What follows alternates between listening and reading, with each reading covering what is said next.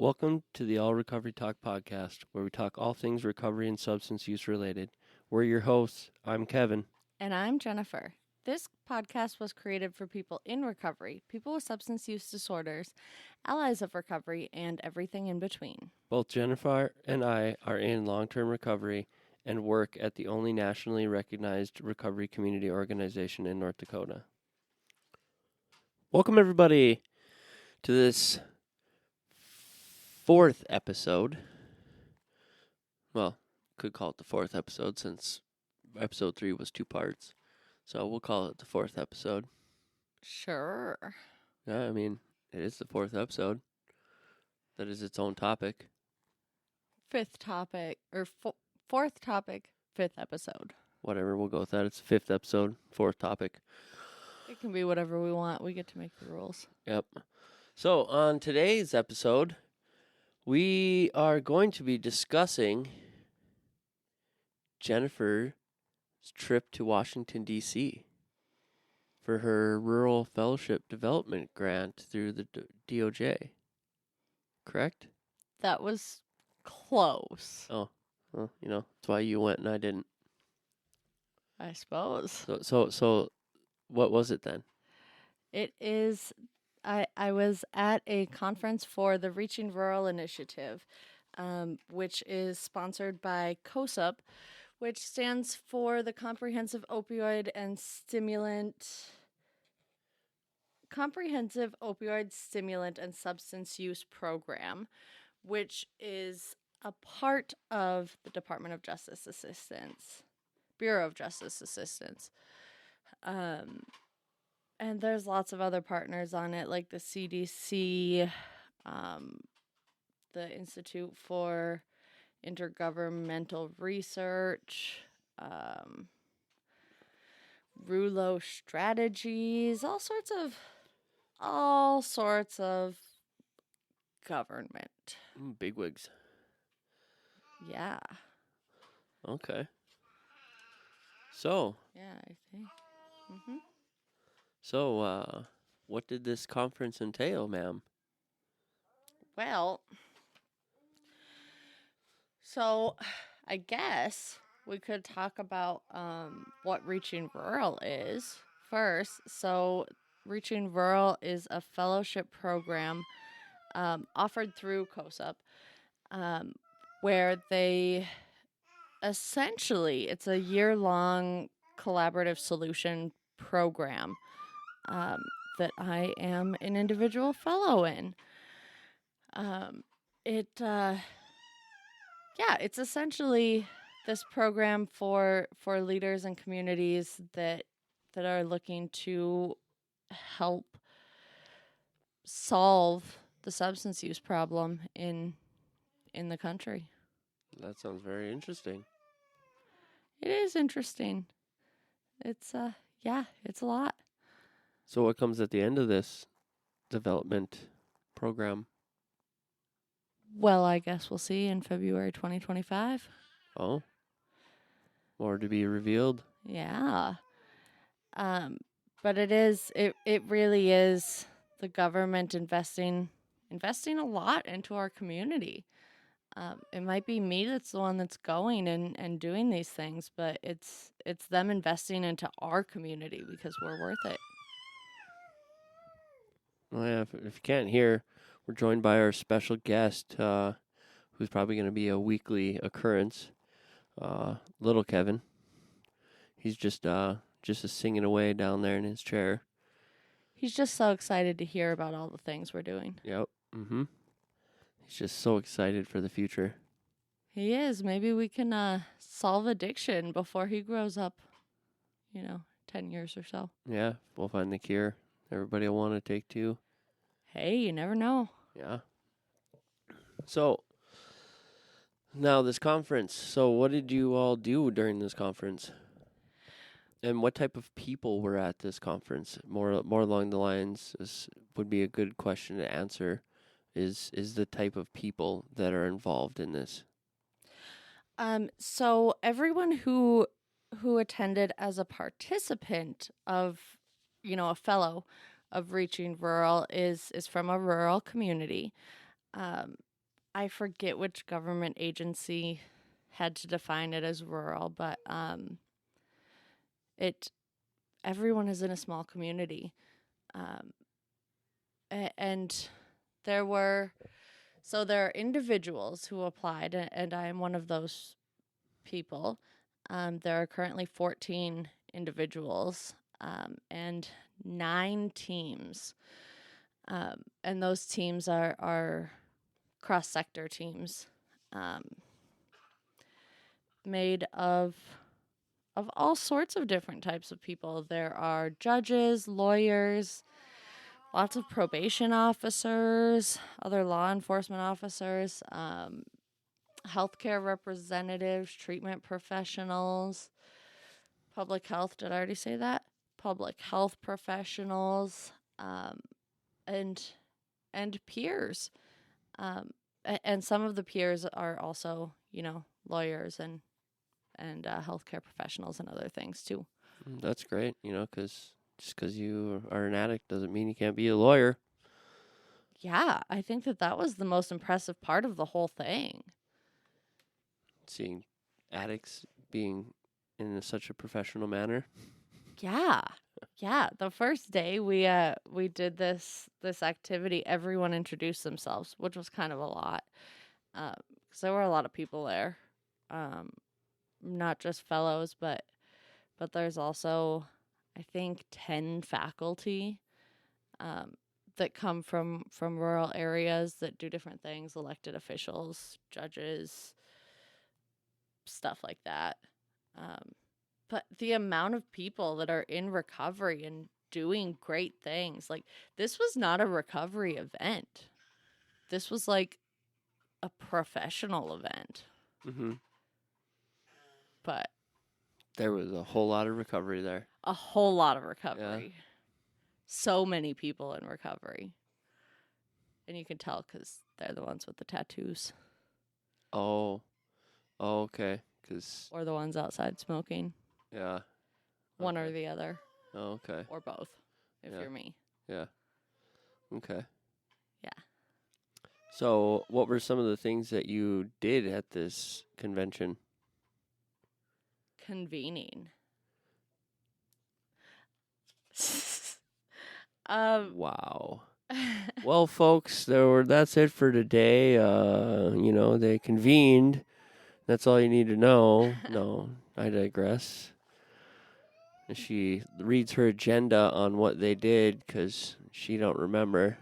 My goodness, this was so jam-packed with so many things. I mean... Yeah, what time did it start? Started at... So 7:30 a.m. is when breakfast started, but 8:30 a.m. is when things really took off. Until when? Till 7 p.m. That's a long time. It's a long time. Jam-packed full of PowerPoints? No.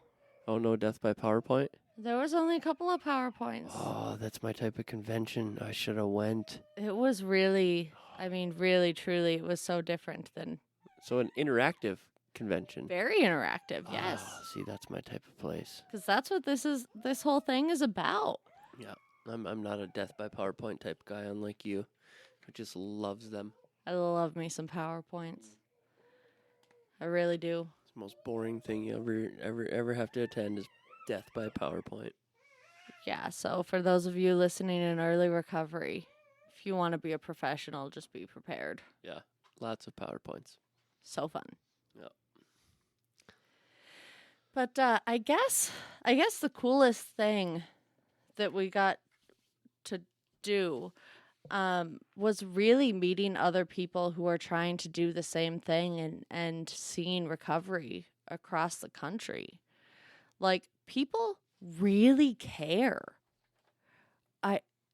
It's truly amazing to see, a room full of 75 people working to create solutions, and then all of the professionals on the other end helping us with it. Every single person there was there to help people like us. That's why they're doing what they're doing. That's why they took the week off from their jobs to go to this conference, to be quite frank, everyone thought was going to be so much boring than it was. So much more boring. And they're just trying to help people find recovery. That's the whole thing. It's truly, I don't even have a word for it. It's amazing. Mm-hmm. I think it's a very beautiful thing to have so many professionals, like in the aspect of judges and probation officers and lawyers and that type of stuff, trying to come together in order to find a solution to this epidemic that we currently have and have had for many, many years, called addiction. To have a common ground, um, you know, in this realm, to hit it from all aspects, from the justice side, from um, the boots on the ground side, coming together, and communicating. Because I mean, in my experience, working with probation officers is one thing, but trying to work with the court system, well, that's a totally different thing.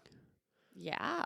Um, Having gone through uh, the the justice system, in active addiction, I wish I would have had some people like this, in my corner.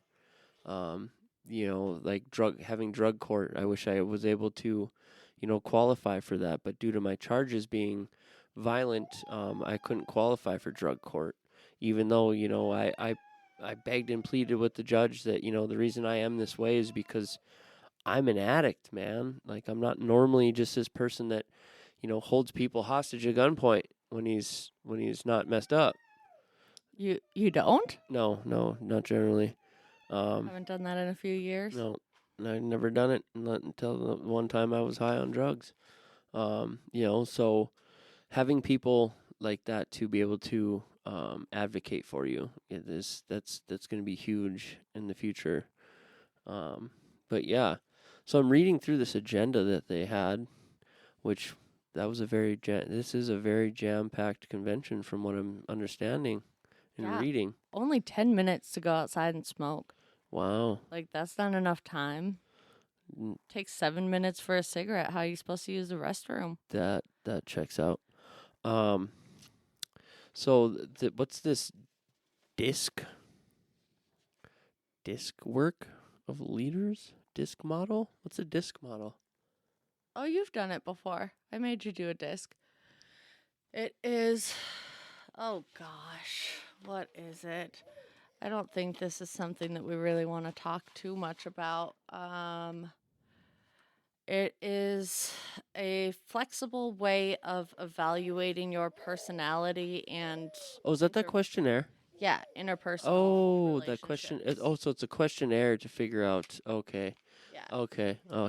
It's so in essence, it is a questionnaire that you answer, and then there's a answer sheet that the individual that's administering it goes over, and it'll give you answers on how to work with the individual based off of that. Well, in essence, it's a leadership kind of thing is what it is, but it could be used for participants, and it's interesting. Yeah.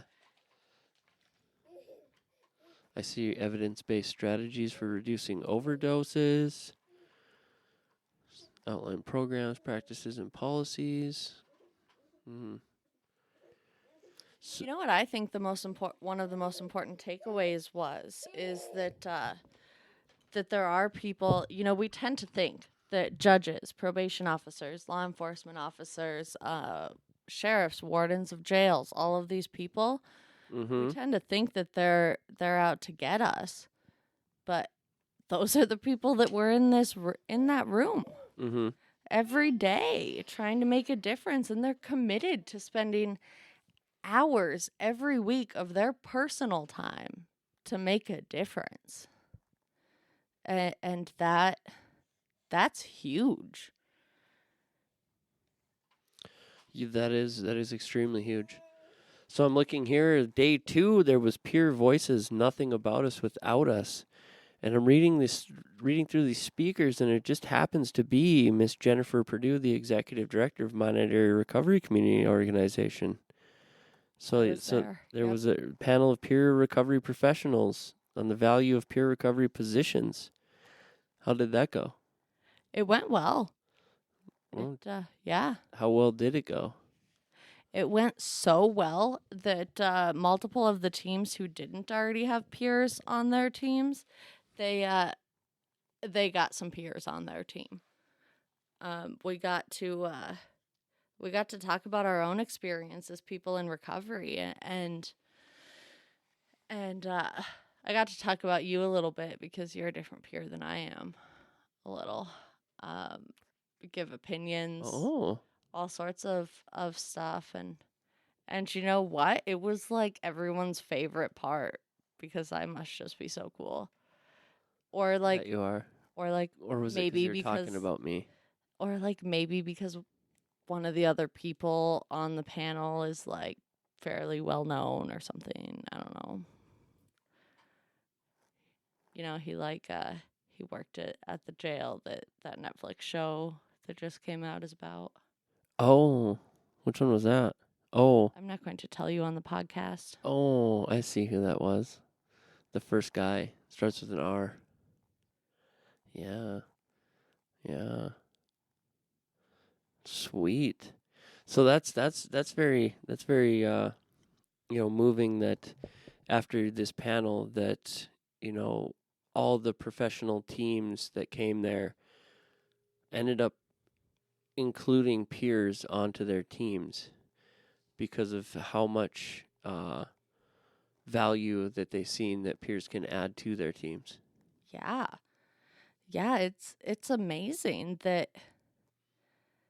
just hearing, our experience made that big of a difference. Um, and it's true. And I got to talk about and continue to talk about how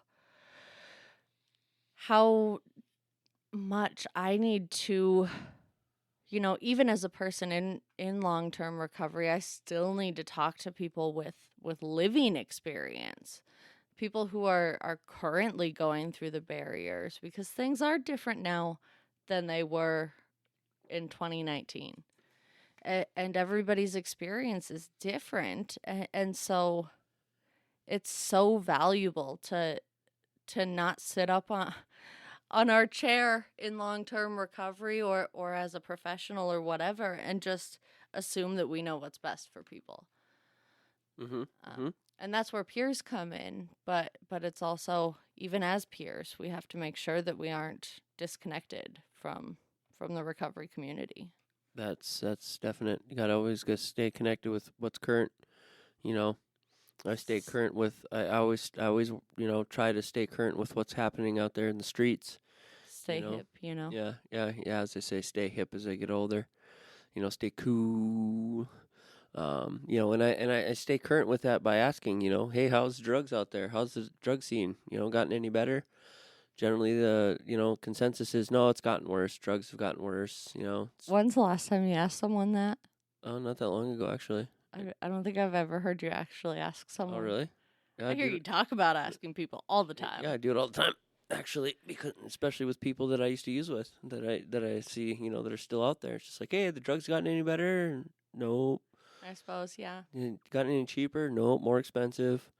And due to inflation, Bidenomics, things are still the same pain and misery.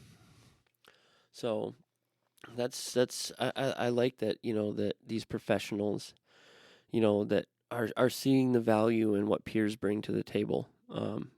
Because we have not only that lived experience, but we have that, that drive, to want to do better for not only us but for others. Right. And we're some of the only people that can really, talk to someone and say, I really truly understand. Mm-hmm.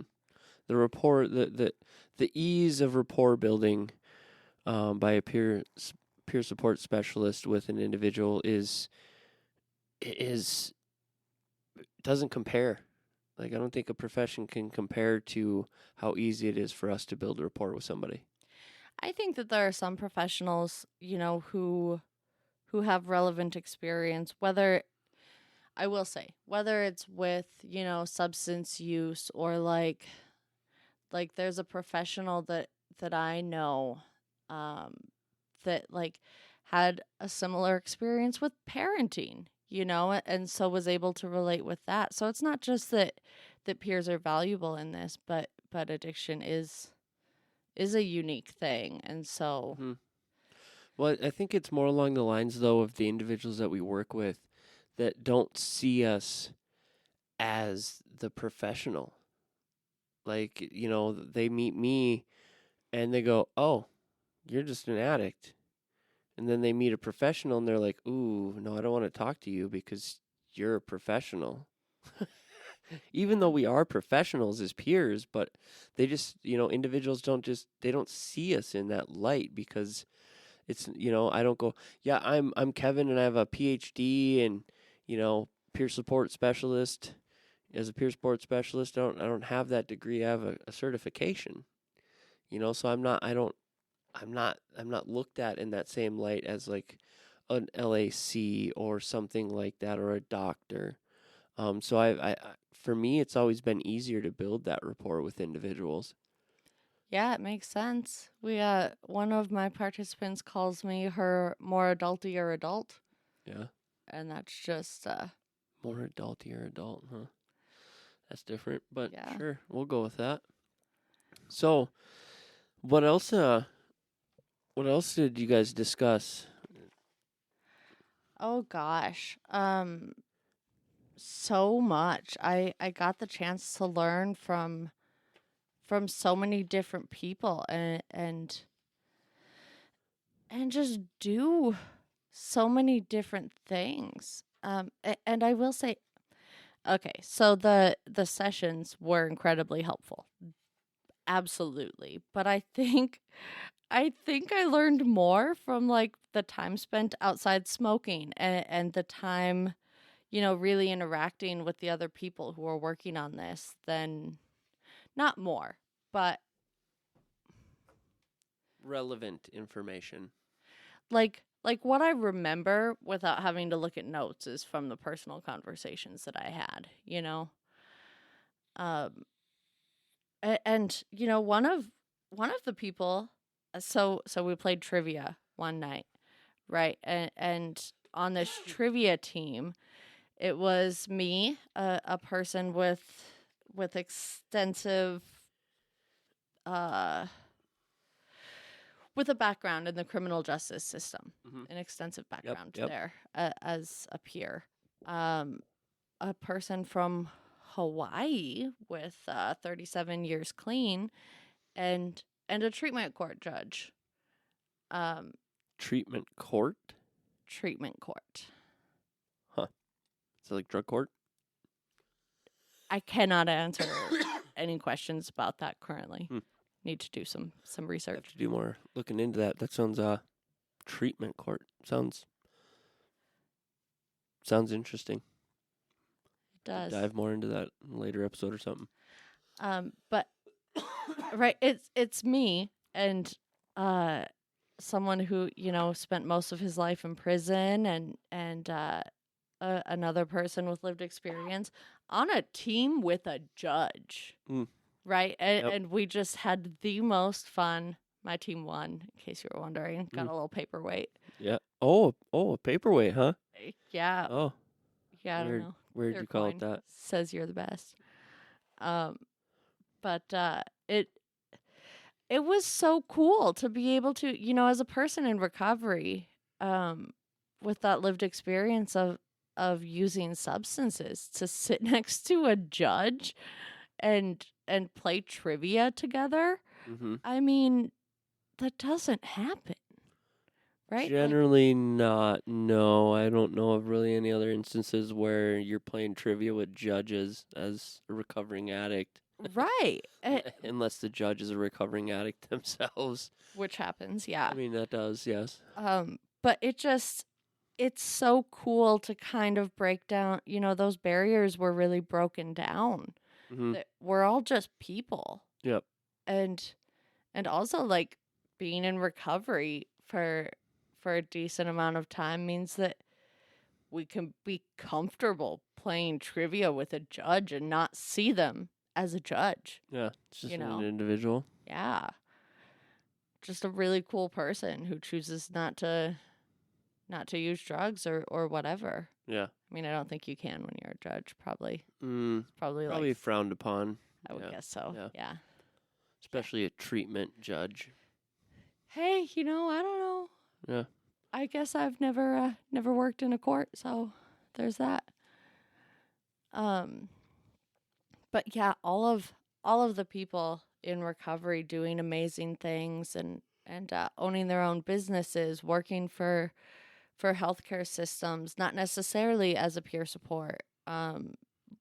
Just all of these amazing things, and one person she's the overdose prevention specialist for her local public health as a person in recovery, and like seeing all of the things that people can do and seeing the value that they can bring not only as a person in recovery but as a professional, it gives me so much hope. Like any one of us can do anything. Oh yeah, we're the most resourceful people you'll ever meet. Yeah, it's really cool, and it's the same across the country. Nobody else was from North Dakota. Yeah. Yeah, definitely no one else from North Dakota. Got a lot of, what do you guys do up there? Oh, that place exists? I said most people do drugs.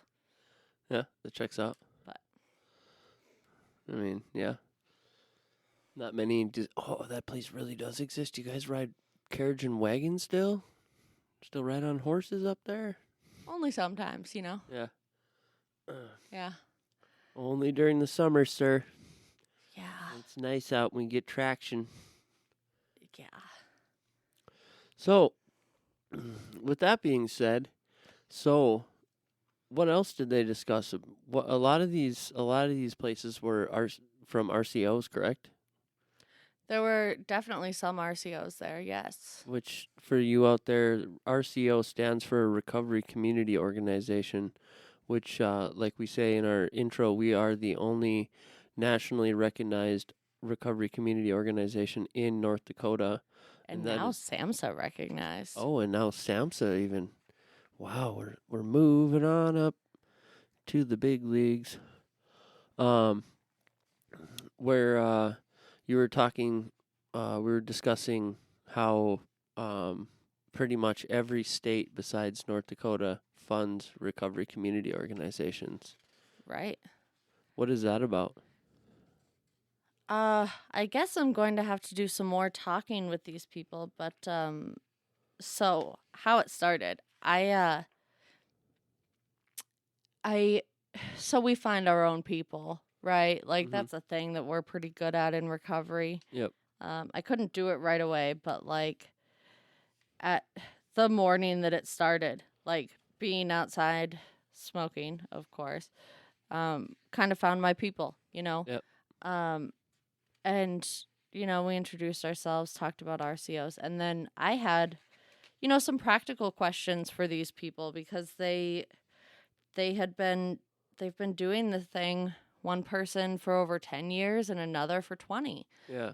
And then there were other people sprinkled in there. And so I was asking them for advice and suggestions from their experience. And I found out that they're funded by the state and that RCOs are like the place to go for recovery in their states. Specifically, the people that I talked most with were from Georgia, New Hampshire, and Vermont. And then there was a little bit of discussion with Minnesota as well. And it just, peers are looked at as, and so just to define a recovery community organization a bit, it is run by people in long-term recovery. You have to have lived experience in order to have an RCO. Um, and so it really truly is meant to reflect the recovery community in your community. Um, and all of these places, they were included in their teams because they're well regarded, because they are the ones that, like, the authority on recovery kind of thing. Mm-hmm. It's not really that, but like, if you want to know about recovery, you go to the RCO. You don't go to an addiction counselor. You don't go to a therapist, a policymaker, whatever. Not that Yeah. they can't help, but you go to the RCO, and that's pretty cool. Well, yeah, I suppose because, going to an RCO to find out about recovery, well, that's what we do is recovery. Now I go to treatment to find out, or to work on my substance use. I learn things while I'm in there about my substance use, but I'm not really learning about recovery and what recovery is going to entail. Right. You learn how to get clean. Yeah. And then the RCO peers, all of whatever phrase you want to use for it. We're the ones that take you from getting clean or getting into recovery to wherever you want to go. Mm-hmm. Take you in essence, take you from getting clean to now living life without the use of drugs. Right. Really, truly finding recovery. Mm-hmm. And what recovery means to you. And that's pretty powerful that so many places have embraced that. Yep. And as, in Midwestern fashion, we're like, 3 years behind everybody else. It checks out. We may be behind, but that just means that there's glass ceilings to break. Yeah, that does check out, and I like to throw rocks, so there's that. So we can, and it also it allows us to be able to not reinvent the wheel. Right. When it comes to figuring these things out, what does it look like to have a state-funded RCO? Because I've known that Minnesota has funded their RCOs since we took our trip across the United States to the different RCOs that we went and visited. When we were first getting Marco off the ground, in a providing services aspect. Because before we were originally created just to never provide services, is what we were originally created for. We were just created to, in essence, locate the gaps and fill those gaps with different resources that are community provided. Which is, I'm a little confused about, and we can maybe talk offline about that, but we were also created as an RCO maybe a little while later, so that's a little confusing. So and that's what. So originally, our grant was written in the aspect that we identify the gaps and in essence plug those gaps with the different resources that the community has. So, and in essence, us doing so, come to find out that there is nothing to plug that hole with. So then it became, well, what do we do? And I had the bright idea, why not provide the services? Well, we're not supposed to do that. Well, you can't plug a hole with nothing, Right. The water's just going to keep coming in and the boat's going to sink if you can't plug the hole. So why not at least put your finger in there? Right. We not, as long as we weren't doing, and we ended up talking with the grant provider about that, and they said as long as we aren't providing clinical services. Right. Yep. That we would be fine, and which we don't. We provide peer support services, care coordination, which is not a clinical aspect. Right. So that's how we went from just identifying gaps to plugging those gaps. Right. So, that's something that I hope we can get figured out, is allowing is getting the state to be able to fund RCOs. because I think that would be very beneficial, to a lot of different rural communities. That, yes, we have Free Through Recovery, Community Connect, and now 1915I, but those are just programs to help assist people. Whereas, my envision of, Marco eventually is that we have a community center, like a lot of the places that we went and visited that had the community center along with the RCO, so that there was computer labs, there was kitchens to help teach people how to cook, there was, teaching people how to do laundry, things like there was a whole laundry list of things that, these RCOs did, that people that are in addiction never think about learning how to do. Right. Because they don't have that luxury of doing laundry or cooking, because a lot of people are homeless in active addiction, unless you're very fortunate to, be functioning, but eventually you get to a point where you're not, or you have family that, allows you to continue to use like mine did, or support you during your active addiction in ways that they pay your rent or things like that. But a lot of people aren't that fortunate for things like that. Um, so having assistance, from the government, to be able to reach more people, reaching rural. Here we are, reaching the rural, in a way that we can't do it on our own. Right. And I think,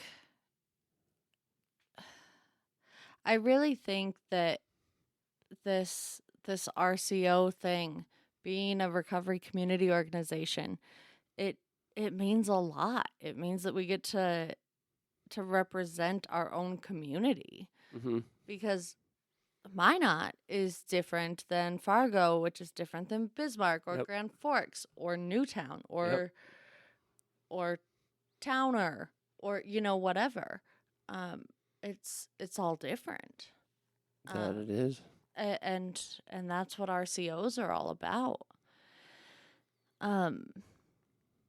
Yeah, it's really truly this cool, unique thing that in North Dakota we don't have enough of right now. Yep. It's just us that are accredited by ARCO We are ARCO members, yes. or whatever. Yeah.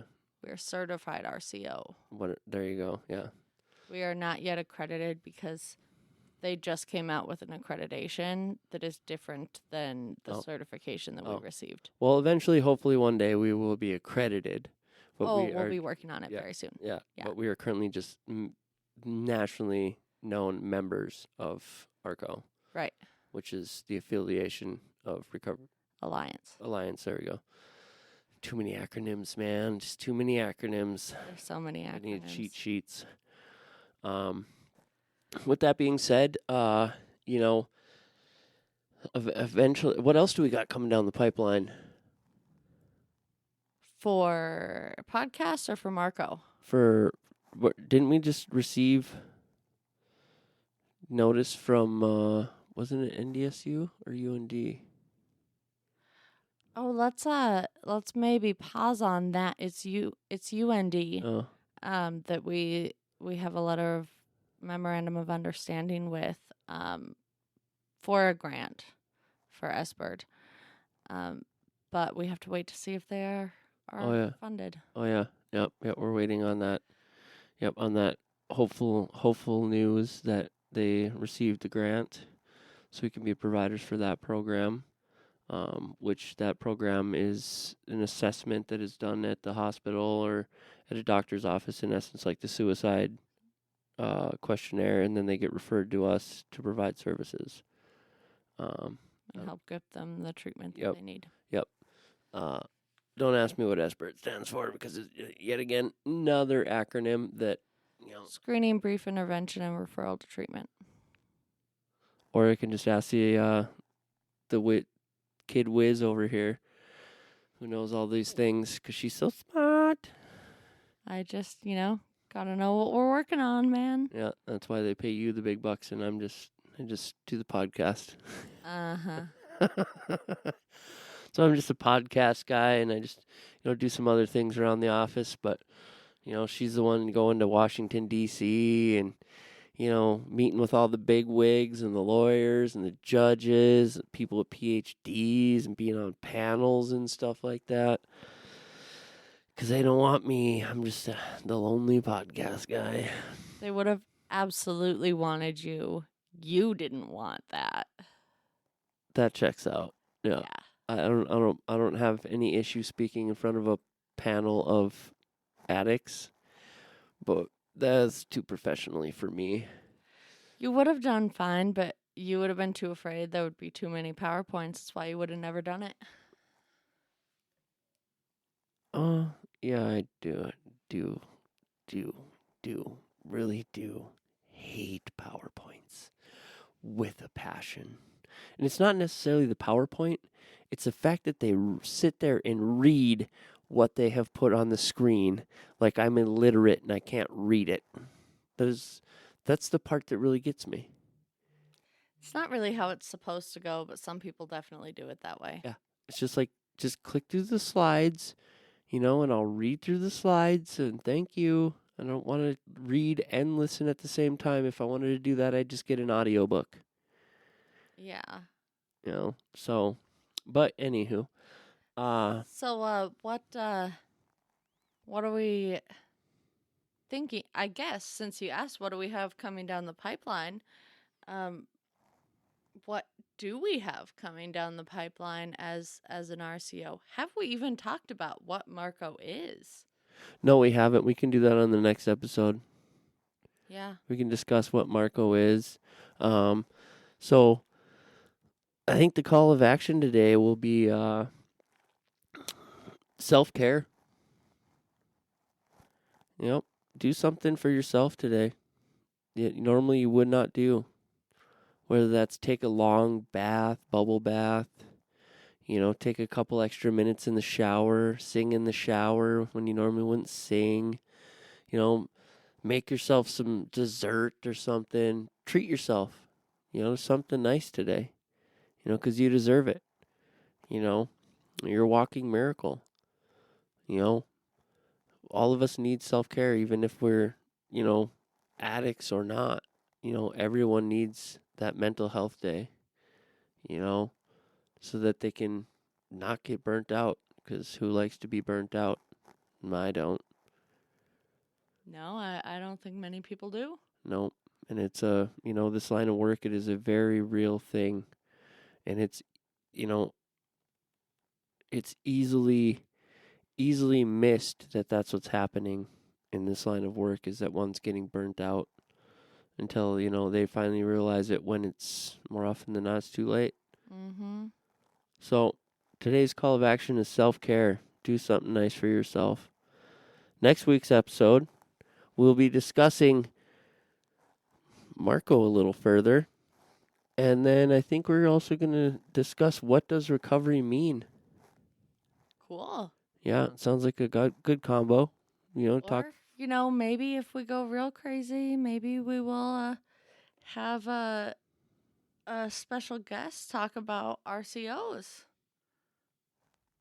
Oh? I don't know. I guess. Oh, do you know some people? I guess I might know some people. Oh, you might have met some people? I might have met some people. Did you make some friends?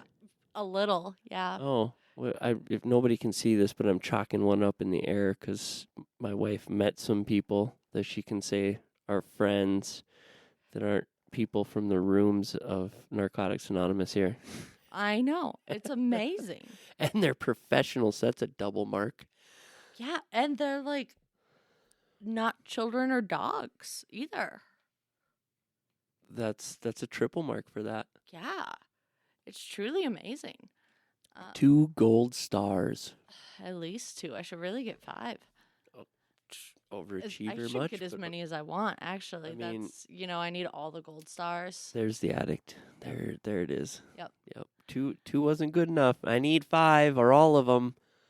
Yep. All the gold stars. Yep. So tune in next week when we talk more about what is Marco, what are RCOs, And who knows what else, since we're all over the map on this one. yeah, what does recovery mean? I don't know. We'll find out. What does recovery mean? I guess we'll have to find out next week.